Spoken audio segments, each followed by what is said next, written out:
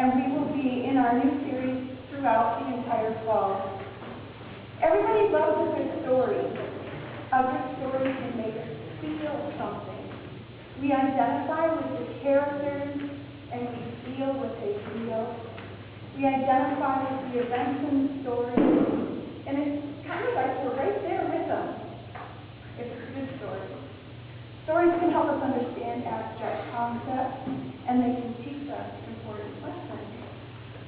Jesus told stories, parables, and this fall we're going to be spending all fall with the parables of Jesus. The stories that he told, the stories that we love, the parables that you've probably heard over and over many times, at least at some point or another. So before we begin to unpack all these parables, let's talk about what a parable is and why Jesus used parables, this particular kind of story in his teaching. So first, let's address what is a parable. Well, a parable is simply a story that uses something familiar from nature, something from a cultural tradition, or something from everyday life to teach or explain an abstract concept. Now, rabbis, the Jewish teachers of the day, commonly used parables as illustrations to explain the main points that they were trying to teach. They would tell the story or the parable, and then they would clearly state what the point of the story was.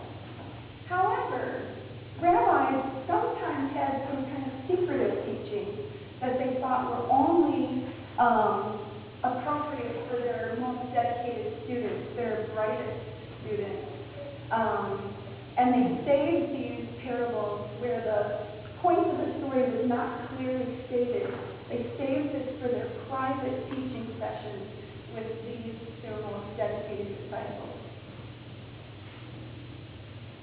So why did Jesus speak in parables? One reason was simple, just to reveal a truth, but only to those who were willing to receive it. A parable uses comparison. It compares one thing to another, something that's familiar with something that's not familiar. In fact, the Greek word parabole literally means to lay one thing alongside another thing. Could you turn me down a little bit? Does it seem really super loud to you guys? Or is it okay? It seems okay? All right, you can leave it like that. It sounds really loud to me. Jesus was trying to teach people about something that they've never experienced, and that was the kingdom of heaven. The kingdom of heaven was something they had no point of reference to compare, nothing to compare to. And so Jesus tried to help people understand the kingdom of heaven by laying similar life experiences alongside kingdom concepts, things from everyday life that they would understand. So, but right in the middle of the parable that we're going to read today, right in the middle of that parable, Jesus' disciples stopped and asked him, "But Jesus, why are you speaking in parables?" Because apparently Jesus didn't use the parables very much until this point in his teaching. And Jesus told his disciples that he spoke in parables now to conceal the truth from those who were not open to receiving it. You see, at this point in his ministry, he was met with increasing opposition. The Israelite religious leaders were continually confronting him and threatening him and looking for ways to trap him and discredit him. They questioned his authority and they felt threatened by his influence, and they worked just to dream up any way they could to try and trip him up. And then there were the people who knew Jesus since he was a little kid, the people from his own neighborhood. And they would say, "Wait a minute, isn't that carpenter's son? Isn't that the carpenter's kid who used to play in our neighborhood? What's he doing standing up there teaching like that?" They took offense at him because he wasn't what they expected him to be. He wasn't the typical carpenter's son, and he wasn't the typical rabbi either. He didn't fit inside their little box, and so they rejected him.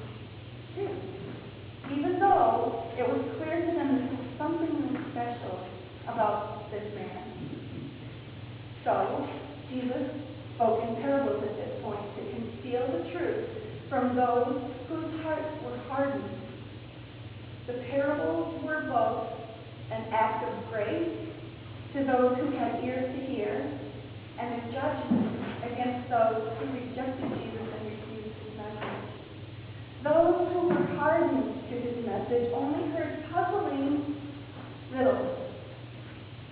But those who genuinely sought after Jesus were invited to lean in and hear the meaning of the parables that he told. So with that, let us lean in a little closer and listen a little clearer to what Jesus was teaching about the kingdom of God in the stories that he told, the parables that we love. Today we're going to be talking about the parable of the sower and the seed and the soil that they were planted in. This parable appears in 3 of the 4 Gospels. It appears in Matthew, Mark, and Luke. And just for ease of comfort this morning, I'm just going to read from one of the stories. I'm going to read from Matthew chapter 13 instead of jumping around back and forth to all 3 Gospels. So, if you would like to take out your Bibles and follow along with us in Matthew chapter 13, or if you have an app on your phone and you want to follow along, I'll be reading from the NIV if you'd like to follow. So let's get started. Starting at verse 3. A farmer went out to sow his seed, and as he was scattering the seed, some fell along the path, and the birds came along and ate it up. Some fell on the rocky places where it did not have much soil. It sprang up quickly because the soil was shallow, but when the sun came up, the plants were scorched, and they withered because they had no roots. Other seeds fell among the thorns, which grew up and choked the plants. Still other seeds fell on good soil, where it produced a crop 100, 60, or 30 times what was sown. Whoever has ears to hear, let them hear. Most of the population in the Roman Empire, which is where they were at this time, most of them were rural peasant farmers or shepherds, herders. And the people that Jesus was speaking to would have been very familiar with experiences like this. They either scattered their seed by hand, throwing it onto the ground in their field, or they would put it in a sack and punch a hole or a couple of holes in the sack, and then walk through their fields and let the seed trickle out as they walked back and forth in rows. And they didn't have a lot of control over exactly where the seed went. Well, Jesus was using this familiar farming experience to describe the different kinds of responses that he got to his mission and his message about the kingdom of God. So let's take a break just for a second and talk about what is Jesus' mission. What was his kingdom message? Well, in Matthew 20, verse 28, it tells us that Jesus came to give life, to give his life as a ransom for many. And John 3:17 tells us that God sent his son Jesus to save the world through him. And John 20:31 tells us, but these are written that you may believe that Jesus is the Messiah, the Son of God, and that by believing you may have life in his name. So that was his mission. That was his message. His mission was to come and save the lost. And his message was that we can have life in his name.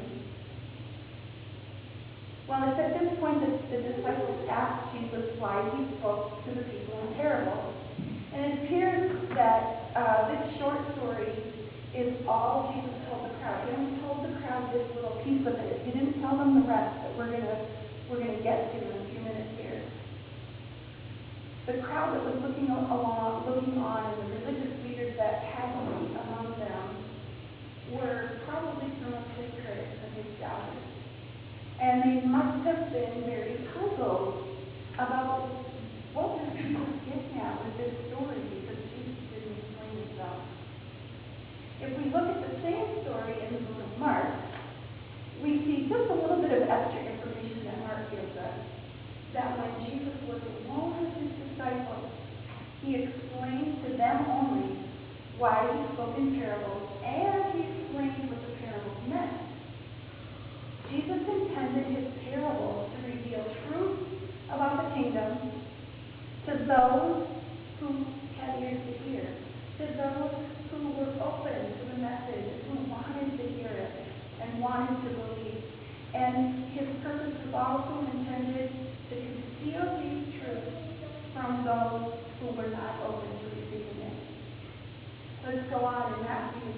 starting at verse 10. Verses 10 and 11, it says, the disciples came to him and asked, why do you speak to the people in parables? And he replied, because the knowledge of the secrets of the kingdom of heaven has been given to you, but not to them.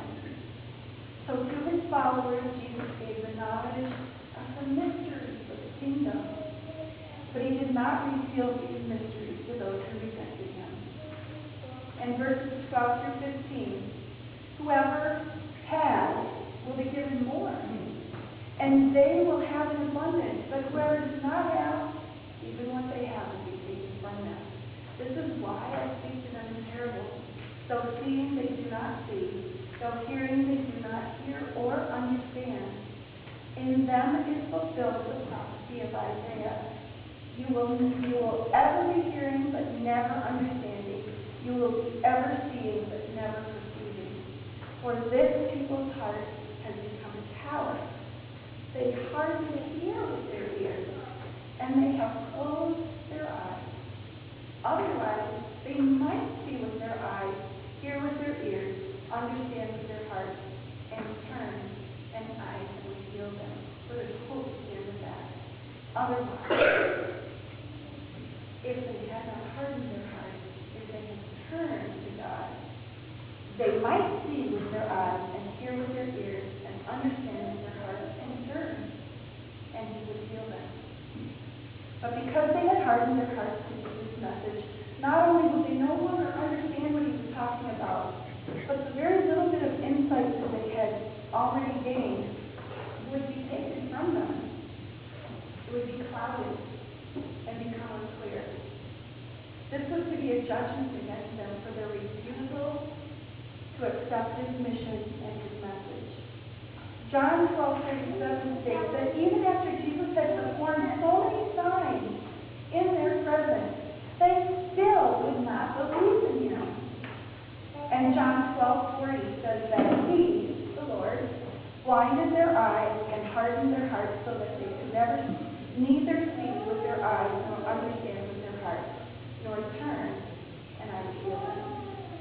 So rejecting of God's word, rejecting of God's message comes with a risk.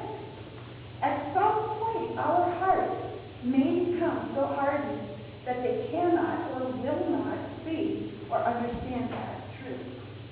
Jesus reminded them that the prophet Isaiah warned that this was going to happen. But to those who willingly received Jesus' message, those who saw the signs, all the signs that Jesus performed, and believed, those who were devoted to Jesus and pressed in to hear more, to them more would be given. Verses 16 and 7 say, but blessed are your eyes because they see, and your ears because they hear. For truly I tell you, many prophets and righteous people longed to see what you see, but did not see it, and to hear what you hear, but did not hear it. So to his disciples and his faithful followers, Jesus explained what the parable meant. Because we too are his disciples, we get to hear the full explanation as well. Verse 18 says, listen then to what the parable of the sower means. Back in verse 3, at the beginning of the chapter, we heard that a farmer went out to sow his seed. The seed is the word of God. Jesus spoke the word of God. He spread the seed, and he spread the message of the kingdom. And verse 4 told us that the farmer was scattering the seed. Some of it fell along the path, and the birds came and ate it up. Now later in verse 19, Jesus explains that when anyone hears the message about the kingdom and does not understand it, the evil one comes and snatches away what was sown in their hearts. This is the seed sown along the path. So what he means by that is there were paths that ran through the field, footpaths. Just, you know what it's like when you take the same path through an open field over and over again. You see a path straight through the middle of it, and that path gets beaten down, and the dirt underneath it becomes hard.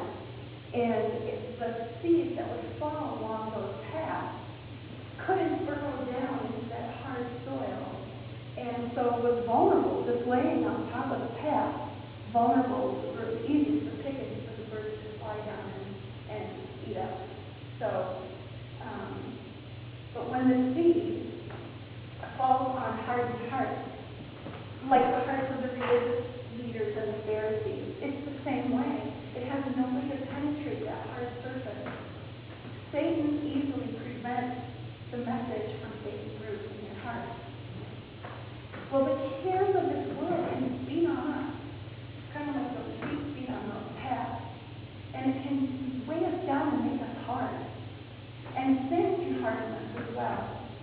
It's important for us to continually go back to God for healing, for forgiveness, for softening of our hearts, so that when we receive His message, those little seeds will be able to burrow down and deep and begin to grow.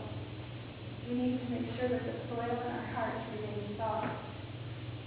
Back in verse 5, Jesus told us that some of the seeds fell in rocky places where it didn't have much soil. It sprang up quickly because the soil was shallow. But when the sun came up, the plants were scorched, and they were withered because they had no roots. And now in verses 20 and 21, Jesus explains that the seed falling on the rocky ground refers to someone who hears the word and at once receives it with joy. But because they have no roots, they last only for a short time. When trouble or persecution comes because of the word, they quickly fall away. Well, the ground in that Roman region that they're talking about had a layer of bedrock that was covered by soil, just a few inches of soil in a lot of places. And so if they didn't till the ground before they put the seed, which was a common practice, a lot of times they would spread the seed and then till the soil so that the seed was tilled in with the dirt. But if they planted the seed first and didn't till the soil, they might not recognize that the bedrock was right below the surface of the dirt. And so, the little seeds would sprout quickly, but that bedrock would heat very hot in the sun, and it would quickly scorch those plants because they weren't able to put down deep roots, and those plants would wither and die. It's kind of like, have you ever known someone, have you ever shared the gospel or shared a Bible message or shared your testimony with someone who smiles and nods the whole time you're sharing with them? They agree with you as you share the gospel and you think they're getting it, but as soon as life gets tough, they abandon any hope of God. It's kind of like those little seeds that look like they're sprouting and they never really get anywhere. I think it's hard for me to deal with those kind of people who seem to agree until life gets tough, and then there's no evidence that they ever believed at all. I think it would be easier for me to face somebody who just flat out rejected God up front with me. So although this parable is primarily about those who fall away completely under the pressure and they never truly believed prophecy in the first place, this parable can have implications for us as believers. Even though we don't abandon our faith in rough times, do we wither every time life gets difficult? Do we wither every time things get hot a little bit? I think about these last couple of days of September, and some people are rejoicing, having this really hot weather, and I'm withering. I'm melting. It's too hot for me. And I wonder, about those little plants. I can imagine how they felt when it got too hot and began to wither. We've talked about the importance of having roots before. Deep roots are a key to survival. They're a key to thriving well. How deep do your roots go? Psalm 1:1-3 says, "Blessed is the one who does not walk in step with the wicked, or stand in the way that sinners take, or sit in the company of mockers, but whose delight is in the law of the Lord, and who meditates on his law day and night. That person is like a tree planted by streams of water, which yields its fruit in season, and whose leaf does not wither. Whatever we wither when life gets tough and produce little to no fruit? Or do we thrive because our roots go deep down into that water, that life-giving water? Do we thrive and produce lots of fruit? I want to be that kind of plant that thrives and produces fruit even if, or I should say even when, life is not smooth and easy. The only way that can happen is if my roots go down deep. A plant or a tree with deep roots does not wither or die when life heats up. So I'll ask you again, how deep are your roots? And then in verse 7, Jesus told us that the other seeds fell among the thorns, which grew up and choked the plant. And now in verse 22, Jesus explains that the seed falling among the thorns refers to someone who hears the word, but the worries of this life and the deceitfulness of wealth choke the word, making it unfruitful. So worries doesn't necessarily mean things that cause you fear or stress, not that kind of worry. I think they're talking more about the cares of this world, the things that pressure us and demand our time and our energy. Things like jobs, things like taking care of the house, taking care of the kids' sports, places that we feel like we need to go, all the activities that we're committed to, laundry, groceries, entertainment, and the internet. It doesn't have to be a bad thing. These are all good things. But life can be so full of other commitments and demand so much of our attention that they slowly choke out the little struggling plants of our faith, and we produce no fruit or very little fruit. Jesus said that wealth was also a threat. Jesus calls it deceitful. And you know, deceit really implies a subtle nature, an insidious misdirection. Think about it, misdirection, like a magician. Look over here and don't see what I'm doing over here. That's misdirection. We don't even notice when the good things that money can buy or provide for us distract us from God's message and God's mission, and we are gradually being choked and we don't even know it. Spiritually choked. In the book Resident Aliens, Stanley Howard Watts says that our society is a vast supermarket of desire in which each of us is encouraged to stand up alone and go out and get what the world owes us. I think part of what Jesus wants us to ask ourselves is, are we residents of this society or are we residents of God's community? Which kingdom do we belong to? The kingdom of this world or the kingdom of God? In verse 8, we heard about the final batch of seed. This is the good seed. This is the seed that fell in good soil, where it produced a crop 100, 60, 30 times what was sown. So now we've seen 4 different responses to the message of the kingdom. None of the first 3 responses produced any fruit.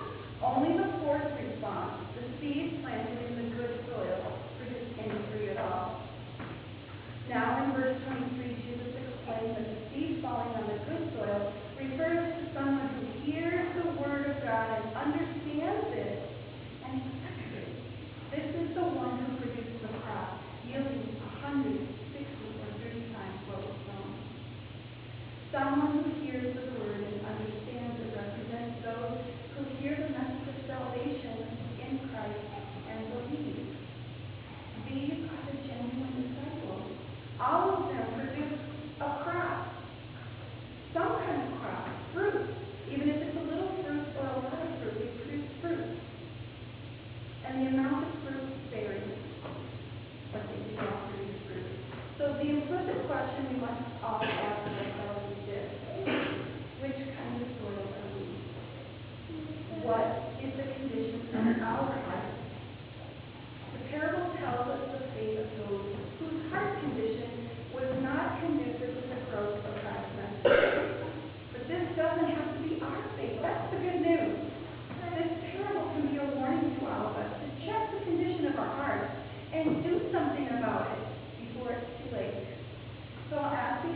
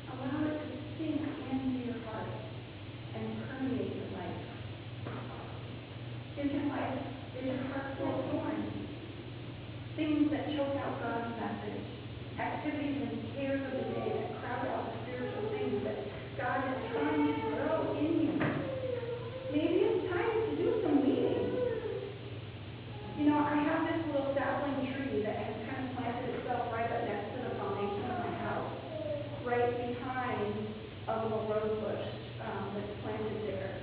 And it's getting large enough that it's beginning to choke out the rose bush, and it's not a good idea to have it so close to the foundation either.